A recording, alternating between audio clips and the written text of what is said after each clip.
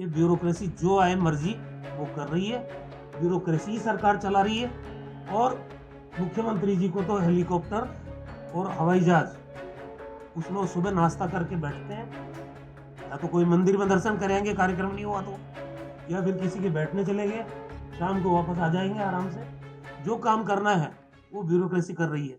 अभी अगर हम 1 साल पहले कोई बात करते हैं तो आप कहते हैं कि साहब आपने इनको मौका नहीं दिया और पहले आलोचना करने लग गए। 1 साल तो ग्रेस पीरियड होता है सरकार का, उसको देना ही देना पड़ता है। 1 साल इनको पूरा दिया, आप काम करो। हमने दिया विधानसभा में 1 साल दिया और विधानसभा में भी ऐसा नहीं है कि घेरा नहीं हो।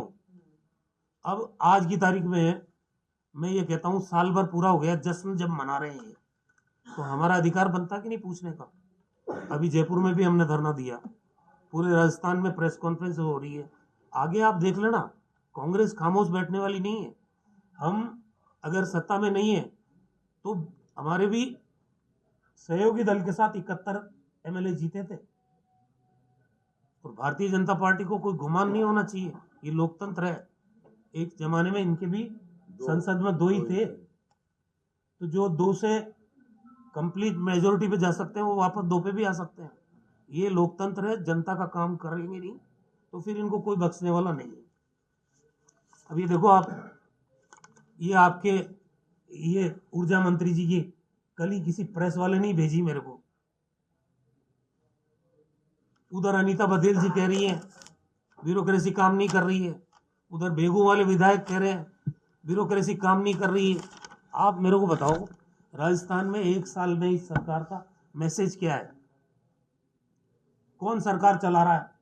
ये आम आदमी पूछ रहा है आज। सरकार मुख्यमंत्री चला रहा है, मंत्री चला रहा है, या ब्यूरोक्रेसी चला रही है? सबको मालूम है पूरे प्रदेश में कि ब्यूरोक्रेसी जो आए मर्जी वो कर रही है, ब्यूरोक्रेसी ही सरकार चला रही है। और मुख्यमंत्री जी को तो हेलीकॉप्टर और हवाई जहाज, उसमें वो सुबह नाश्ता करके बैठते हैं, या तो कोई मंदिर में दर्शन करेंगे कार्यक्रम नहीं हुआ तो, या फिर किसी के बैठने चले गए, शाम को वापस आ जाएंगे आराम से। जो काम करना है वो ब्यूरोक्रेसी कर रही है।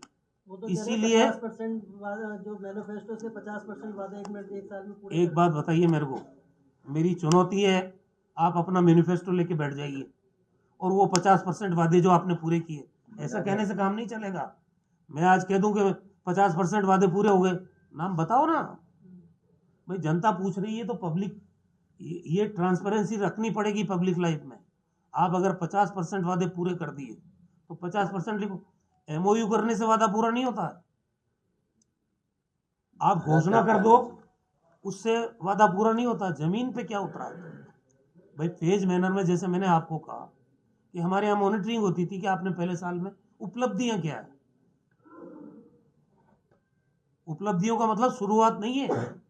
अगर किसी काम की आप शुरुआत करते हो तो उसको पाइपलाइन में माना जाता है, लेकिन जो धरातल पे उतर गई चीज वो बात करो आप। तो अगर 50% उन्होंने धरातल पे उतार दिए, वो गिनाए और प्रेस के सामने भी गिनाए, हम मान लेंगे अगर किया है तो।